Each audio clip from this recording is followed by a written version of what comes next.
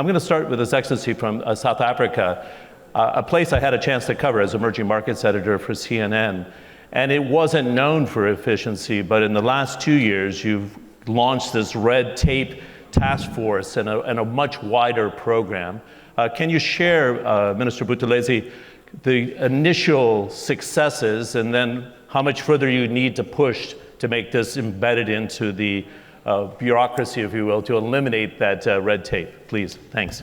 Thank you very much for the opportunity. We appreciate to share the South African perspective on this matter. As a country, we introduced the red tape reduction program, which is a broader commitment of the government in as far as trying to reduce red tapes.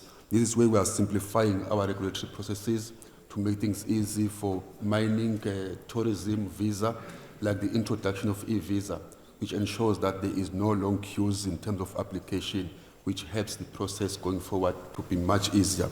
Also, here there is a notable progress that we have made as a country.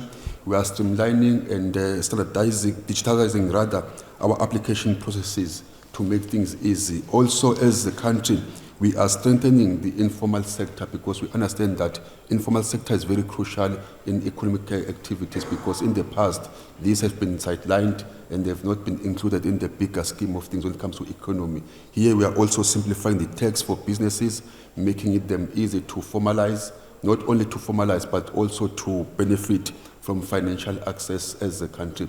But last, but that is very important also, we are coupling this with the issue of professionalization, making sure that as a country we attract the best people with more skill that is required, and making sure that we've got ethical leadership, which speaks to us trying to advance our cause as a country, because we've seen that without a committed and professional public service, we can't be able to achieve. And by professionalization, we don't necessarily mean accolades in terms of qualification. We are also speaking about ethical leadership, leaders that are very committed and also having a high morals. Great, thanks, so clear, I appreciate it. Your Excellency Huda, I'd love to combine the thoughts that you had in your opening on the reason why this is being launched at WGS 2025. I've been here for the dozen years, and the initiative and the impact COVID-19 had on driving bureaucracy out of the system, because it was almost forcing all governments to say, how do we do this better? Because we had no choice, right? We had to, the idea of e-government and e-education and everything, sometimes it was in theory, but you actually had to accelerate and put it in practice. So why this initiative now? And I saw His Highness Sheikh Mohammed bin Rashid, as you said, it's both congratulating and shaming. So nobody wants to sit idle because you say we could do better. So, the question of why now is an interesting one, but UAE has been through this journey of innovation and public sector reform for over decades, and under the visionary guidance of our leadership, we've always looked at how can we do better and be more efficient. But we've also been committed to driving the betterment of the people, ease of doing business, and that has always been the national priority. I think the key thing is that you mentioned decades ago there was a very clear direction that we want all of our services to go digital. That has been achieved. But at the same time, there was a clear direction to have service quality as an intrinsic element of how we run government. And that is continuous. Fostering the culture of innovation is also continuous.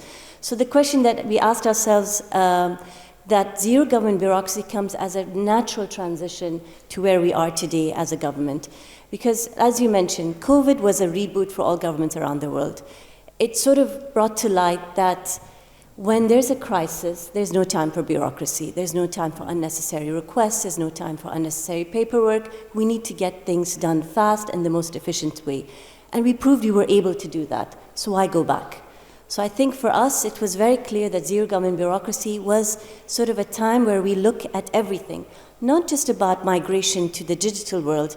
We don't want to migrate things that is bureaucratic digitally. We don't want to create digital bureaucracy. So the key thing is that the call-out was clear. Relook at everything. Don't take anything for granted. Open up your bylaws. Open up things that we've taken for granted for decades, that has been there. Let's question everything and how we do things. Let's make it better. So I think it was sort of a top-down call-out to do things better. And why now? Why not? We're at the World Government Summit. Emerging trends are alarmingly there, and these trends are something that we cannot ignore. And that's why we're here at the summit, and that's why the zero government bureaucracy is also here at the summit. Because trends such as people's expectations, they're increasing at a level that nobody has experienced in the past. Passports given in a week used to be acceptable. A day used to be acceptable, now it's instant. Actually, now it's anticipatory. Why do we need to ask? You know when it's expiring, can it not be done? And this is what the team is working towards, anticipatory, needs-based governance. But at the same time, we also know that we have access to technology that we've never had before, an abundance of amazing AI platforms that we need to leverage. We can't just ignore that they exist. By leveraging it, we will be able to do the hard stuff. And there's a lot of hard stuff that we need to crack. And the hard stuff are things that we've been used to. We created the UAE Pass. 9 million downloads has happened with that. There's multiple horizontal transformation that needs to take place that could impact multiple different government entities. And lastly, I would say it's competition. Every country in the world is looking at competition, even though we have ranked the second best in ease of burdensome at the IMD competitiveness report. We don't want to be stagnant. We need to constantly look at how can we do better for attracting talent, attracting investments, and creating value for our country. Great, that's a fantastic analysis, actually. Lavan Shorsholiani is the head of the administration in Georgia, and I was talking with your team yesterday. I had gone to Georgia to do some coverage there, and one of the things that stands out, it was a very strong, powerful message that the buildings that run the administration, the police, Justice Department, they're all glass, and it was a signal to say we're being transparent. But am I correct in saying that this ran in parallel of driving through cutting the red tape in bureaucracy? Georgia, prior to this big push, was actually quite a bureaucratic place. Can you talk about that journey, Lavan? Sure, thank you, John. Indeed, Georgia is one of the biggest and the most ambitious country in terms of the delivery of the public services. This mic is very directional, so you can bring it. That's perfect. Thank you very much. So, Georgia is one of the most ambitious and the biggest, we can say, the country in terms of the public service delivery. So it makes the lives of the people, ordinary citizens, and the business entities simpler. The transparency is the core principle, as you mentioned, for our government. For example, MyGovG is a platform that unites all the agencies, I mean, on the national and the subnational level.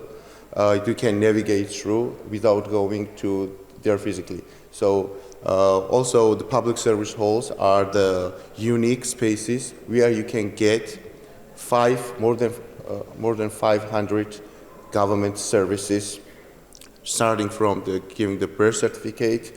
You can register any deal, any contract. You can get their ID, passports, so everything in the one space. And we are covering the all 64 municipalities of Georgia, and also we are working on a daily basis to improve this. So also, what is the main benefits from this? The main benefit is attracting the foreign direct investments, which is crucial for Georgia. For example, we are I think that we have one of the most simplest taxation system in Georgia. Also, returning the VAT is automized, so it's a huge plus for business entities. So we are one of the most open economy, we can say, after Estonia or Singapore, according to the international indexes, with the lowest level of corruption also, which is very crucial in terms of eliminating bureaucracy and unnecessary paperwork from our daily life. For example, we are doing better than all EU candidate countries, and also better than several EU member countries as well.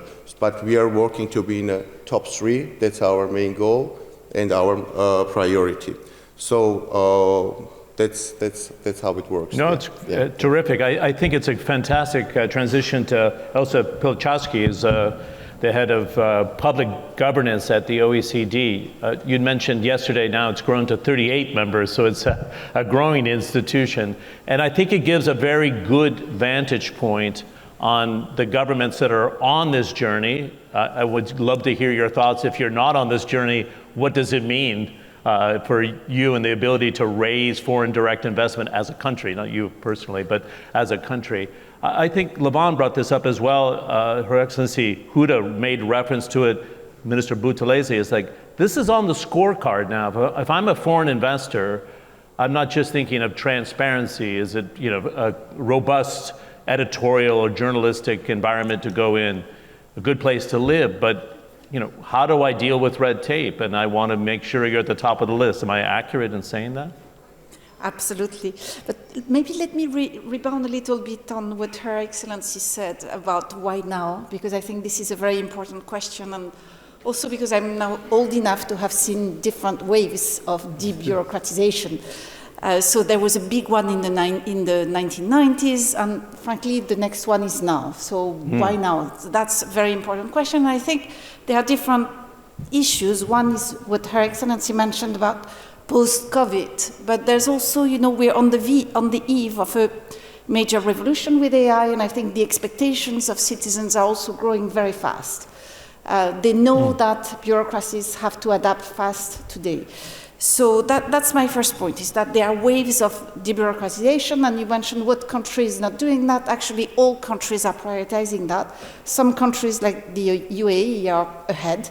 And have done a lot, or Georgia is doing a lot. We have other countries, and they are looking at different services, depending also on their priorities. For example, we're supporting right now, the France and Germany looking at what is the red tape around the border for citizens and businesses working across the border. So you have many ways of looking at bureaucracy in different areas. But definitely for investors, they are looking at two things. They are looking at, first, red tape, second, predictability. Predictability of the business environment. And these two are not necessarily always compatible. In a sense, ensuring predictability requires a little bit of bureaucracy, a little bit of paperwork. So it's this balance that we have to find. Another important point, I think, and that's also, the wisdom of age that I have, is that every bureaucracy has a tendency to grow naturally and to invent new bureaucratic processes. That's really interesting. But that's normal. That's completely to be expected. So this thing about debureaucratization has to be a long-term endeavor. You have to set up the processes so that it does not happen. So that people and bureaucrats, civil servants, many of us are civil servants here, civil servants have a tendency not to increase processes, not to create new processes, because otherwise, naturally, it grows. Interesting. Can I follow up with you very quickly? There is that balance, too, because you want good governance. So you don't want to throw off like, I'm moving, I make it super easy. And then there's, actors that come in and try to work around a system that perhaps loses governance. So how do you strike the right balance, or the advice you'd give to different governments? Well, that's the difficulty. Right now, of course, there's a lot of, many words about debureaucratization. The danger of that is to speed up processes and have things that are not transparent, that also can promote corruption, and that can promote environments that are unstable in the end, because you don't know on what the decision is made, on what criteria the decision is made. So that's the difficult balance, and that's what we're looking at, on a permanent basis. Good. Minister Buthelezi, how do you measure success? Because you're in this journey now. It's a 2-year program. So what does the president say? Like, what did you do for me lately in terms of progress? And what are the benchmarks on this journey forward, would you say, in South Africa? Yes, thank you. For us to measure the impact, in fact, of our programs, first and foremost, it derives from the fact that we believe that any change is not about policy design, but the impact that it makes to the people that we are serving. So we have institutionalized performance monitoring as a country, where we've made this part of the KPIs. meaning senior managers have to report on monthly basis as to how far are they actually going in terms of achieving the target. For example, if we say we need to have all our suppliers paid in 30 days, so on monthly basis they have to report on that and give account if they failed to pay suppliers in time. That does not actually ensure efficiency, but it also makes sure that businesses are not strained financially just because the state is not being able to pay back. And also we have also introduced an automated process in our South African revenue services where VAT refunds are actually done expeditiously from 15 weeks to 4 to 5 weeks. This also does not speak only in terms of efficiency. It also makes sure that the cash flow for businesses is also okay. So those are issues that we are really making sure that we use them to measure as to how progressive and how efficient our reforms are. Okay, very quickly as a follow-up, you raised something during our call yesterday, which I thought was very interesting, is that you're doing this to make sure the private sector is served, they get paid for their services, the VAT is correct, the bureaucracy cuts, but you also are calling on governments to keep the private sector account as well. And is that part of the relationship here, to knock down corruption if you provide better services as a public sector? Do the two go hand in hand? Yes, of course, because government cannot do alone. For us to succeed as government, we need the involvement of private sector and also the civil society. The issue of corruption that we have raised is also something that we are paying attention to. And as far as introducing all these reforms, we are making it a point that we monitor from time to time to make sure that those areas that are prone to corruption, we also pay attention to, so that we do exactly what my colleague over there said, that in trying to eliminate this bureaucracy, we don't also create unnecessary processes which actually defeat the very same purpose. Okay, good. Your Excellency Huda, I'd like to have you address this idea of how do you rethink operations, and do you really need to, right? So this effort in the Zero Bureaucracy Forum is to say, we've done well, we had a sprint after COVID-19, and then do you look to your peers, and after this Zero Bureaucracy Forum, do you say to other governments, we're doing this? What are you doing? Can we share the best information with each other? There's a whole issue about data collection. How do you treat your customers, your citizens, and the residents that are here? These are different practices, because right now the people want privacy, but they want efficiency, and there's a balance between the two. Lavon, you can pick it up afterwards. Go ahead, Huda. So I think the key thing is that one of the things, and when we started out looking at this as a national movement, we did obviously look, and we spoke to OECD a lot. We went and we visited them. We looked at multiple countries. I think the key thing is there's huge value in learning from what others have done. And sort of saying, well, what worked here, what we were inspired by a button that was happening in South Africa, multiple cases. But at some point, you need to design it yourself. You need to see what fits your own country and what works for your own country and what is the most efficient way. And for us, for example, was that it needed to be a very clear top-down approach to make the movement and rally up everybody to take this seriously. And like Your Excellency mentioned, it's not just about government, it's a message to private sector as well. It goes hand in hand.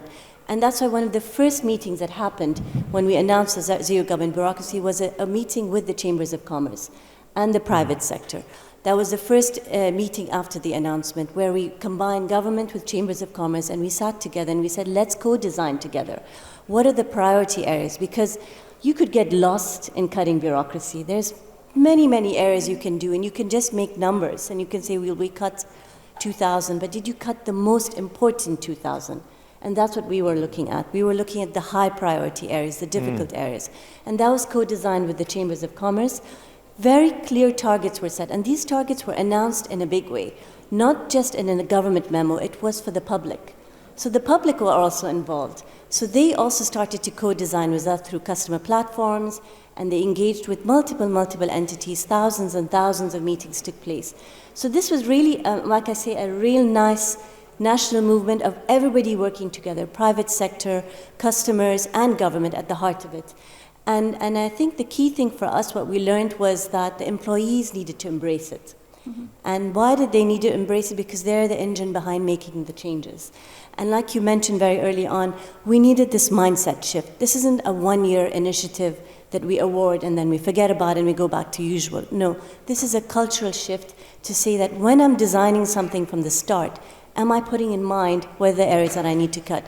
And so just at the World Government Summit in Day Zero, we awarded 7 million dirhams, which is equivalent of close to $2 million, to the employees. Amazing achievements that they have done, 7 categories: the most impact in economy, the most impact in society, the collaboration between government to government, the collaboration between customer and partners, and the most empathetic one, that people went over and beyond. So this is really an award that we want to celebrate, and why not do it global? I think that's the next stage. I think the global platforms need that. They need to understand, how can we create an alliance where countries that are really taking this seriously and pushing the boundaries about it and want to learn and benefit from each other. Because I believe bureaucracy doesn't remain in a country's border, like you mentioned.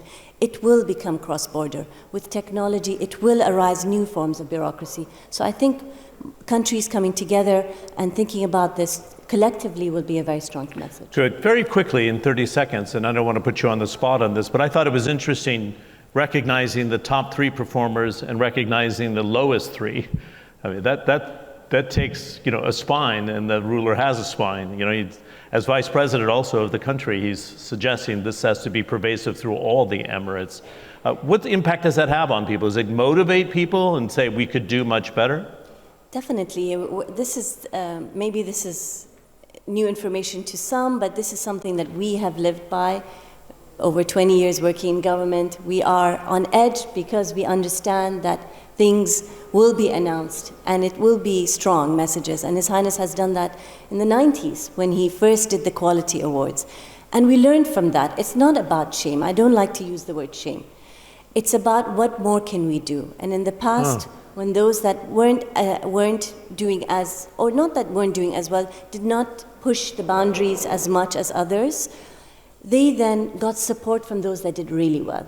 So it became sort of a collaboration. So this is something that we've been used to in our government, where those that were the top 3 actually supported those that needed help. They didn't bring in consultants. They said, well, this is the tricks that we use. This is what we learned in our journey, and maybe it will help you. And we saw tremendous results where the bottom 3 ended up being the top 3 in the next round. So this is what this is about. It's not about shame. It's about getting everybody to take this portfolio quite seriously and to push the agenda, because our people deserve it. Good. In our next session, we have the Ministry of Energy and Infrastructure, which was not scoring high before, but actually climbed up as a result of what you were saying. So it's going to be interesting to look at what that journey really entailed. Laban and Elsa, if I can have you jump in on the same question. We only have a minute and a half left. But talent, how do you make sure that your workforce can keep pace with this initiative that comes from government to push it forward? What do you do in Georgia, and also what's your advice for your OECD members? Very quickly, please. Thanks. Yeah, so one thing I would just want to add is that one of my colleagues from some EU country once said that every time we are trying to eliminate bureaucracy, we are creating some commissions and getting more bureaucracy. So I think that the balance between unnecessary paperwork and the work that has to be done in order to get the results is necessary. From 2016, we even started to use the blockchain technologies to promote the elimination of bureaucracy, and we are going to invest a lot in these terms. Also, we are going to invest in AI, in agrotech, and bacteriophages in the future years. We are also established in the 3rd largest city of Georgia, Kutaisi, new tech hub, which will also work on the new models that will help AI models that will help government, private sector, and academia as well. So we think that that's the future. That's how we see the future, and I think that creates the vivid picture for everyone, not just the citizens or the business entities who operate in Georgia, but the foreigners who come, rest, study, and invest in Georgia. And so our main goal is to make their life more simpler. Great. Thank you very much. Elsa, you have the final word on this panel. Yeah, so Take it away. No pressure. Very briefly, not to increase our own bureaucratic landscape as well. So a few things on my side. First, we're launching this big initiative on simplifying for success with our 38 countries, and also any other country which wants to join, of course, will be very welcome. But to sum up very quickly, I would like to use the word of Her Excellency, because I think we've heard, the best practices from the UAE. Needs-based, future-oriented, involving your customers or citizens, and also involving very much your employees and making sure that you also trust them so that they can co-create the solution with you. There are plenty of technical ways of doing this debureaucratization, but focusing on your priorities as a country, where are the pain points, is also very important. Final words. Wow, that's zero wastage of words, I have to say, but very clear and to the point. I want to thank Her Excellency Huda and the team for really putting this on the map at the World Government Summit 2025. Mr. Boutelez, it's great to see you. Levon, it's great to see progress is still being made, and I think to have the OECD give that overarching theme is terrific. I'd like everybody to stay in the room because we have a roundtable immediately, but I wanted to invite our panelists for a quick photo, and then I'll bring the other sessions up. Can we have a nice round of applause for everybody, please?